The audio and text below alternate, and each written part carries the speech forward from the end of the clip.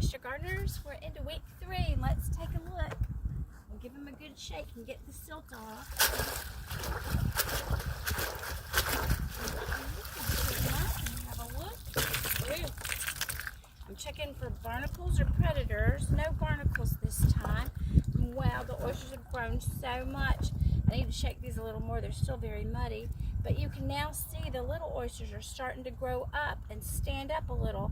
We started out with just flat mother shells, but now the little ones are each growing in their own direction, and that's going to make a cluster. That's what we want. The clusters locked together tighter on the reefs.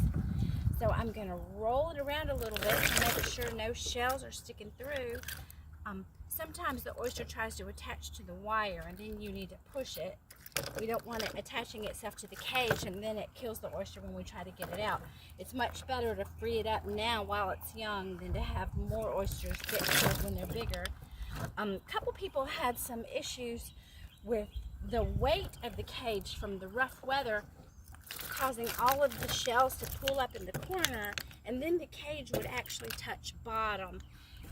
We didn't think that was going to happen, but some of you need to probably check your cages again, make them a little more shallow. It's much better to be too shallow than too deep. If they touch bottom at all, the oyster drills attack, and that's a bad thing. So check for them. They look like snails. If you see them, open your cages, get them out, throw them away, and make your cage a little more shallow. Some people had issues with otters, believe it or not.